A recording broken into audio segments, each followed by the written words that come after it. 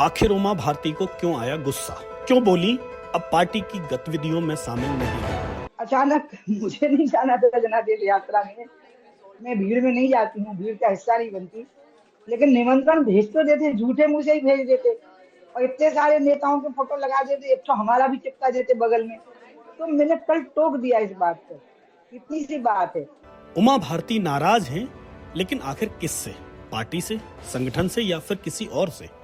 यह सवाल इसलिए महत्वपूर्ण है कि उमा भारती की नाराजगी को दूर करने के लिए पिछले दिनों मुख्यमंत्री शिवराज सिंह चौहान ने पूरे विरोध के बाद भी मंत्रिमंडल विस्तार किया और उमा भारती के भतीजे राहुल लोधी को मंत्री भी बनाया।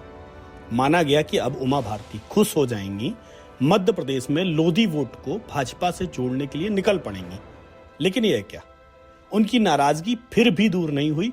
अब वह फिर से एक बार नाराज हैं। साफ बोल दिया है कि वह चुनाव प्रचार में ही जाएंगी, उसके अलावा पार्टी के किसी भी चुनावी कार्यक्रम में नहीं शामिल होंगी, यहां तक कि पार्टी की दूसरी गतिविधियों में भी हिस्सा नहीं लेंगी। तो सवाल यह है कि क्या उमा भारती फिर से नाराज हैं, और अगर नाराज हैं तो आखिर क्यों? पार्टी एक कदम उनकी ओर बढ़ाकर 2 कदम पीछे क्यों खींच रही है? रिश्ते सुधरने के बजाय बिगड़ते क्यों जा रहे हैं? उमा भारती ने पिछले दिनों शराब मुद्दे पर शिवराज सिंह चौहान के खिलाफ मोर्चा खोला था। उस वक्त कहा गया था कि शिवराज तो बहाना है, लेकिन असल निशाना तो प्रदेश अध्यक्ष बीडी शर्मा हैं, जो उमा भारती को पार्टी के भीतर तवज्जो नहीं दे रहे हैं। मुख्यमंत्री ने अपने रिश्ते सुधार लिए, शराब पर उमा भारती की बातों को मान लिया और उमा भारती के हिसाब से घोषणा कर उनके घर पर भी पहुंच गए। उमा भारती ने भी उन्हें अपना बड़ा भाई बताकर गले से लगाकर फोटो भी खिंचवा लिए। लगा समझौता हो गया है, लेकिन जन आशीर्वाद यात्रा के बाद उमा भारती ने फिर से मोर्चा खोला है। उन्होंने बयान देकर कहा है कि जब इतने लोगों की फोटो लगाई गई थी तो मेरी भी लगा लेते, क्या फर्क पड़ जाता है। उमा भारती ने तो यहां तक कह दिया कि बुलाते नहीं, लेकिन दिखाने के लिए नोता ही भेज देते, मैं कौन सी आने वाली थी।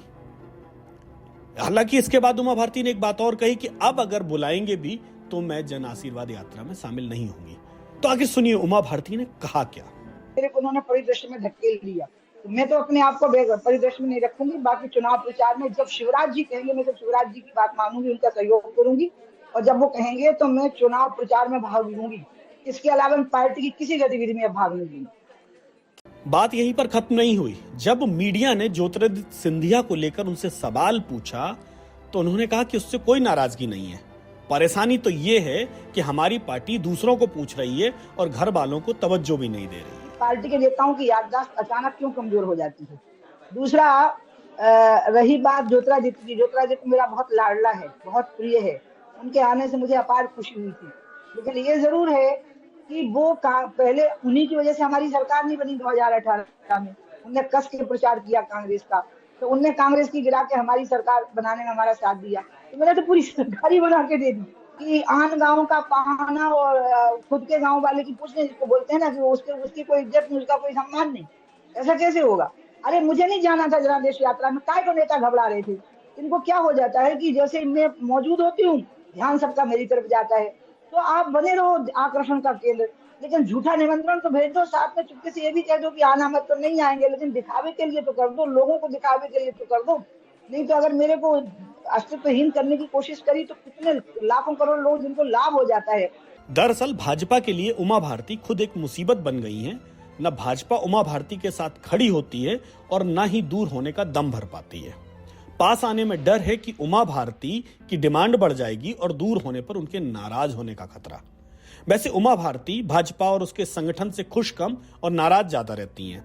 पिछले हफ्ते एक सूची उनके नाम से जारी हो गई, जिसमें उन्होंने अपने लोगों के लिए टिकट मांग लिए और उसके बाद ट्विटर पर भाजपा के खिलाफ उमा भारती ने अपनी बात भी रख दी। जन आशीर्वाद यात्रा में अपनी की गई उपेक्षा पर उन्होंने अपना ऐलान भी सुना दिया कि अब बुलाओगे तो भी शामिल नहीं होंगी। उमा भारती की असल नाराजगी की वजह क्या है? क्या वह इन छोटी छोटी बातों पर नाराज है? अगर उनको जानने वालों की माने तो कतई नहीं। उमा भारती बहुत आगे का सोचकर काम करती हैं।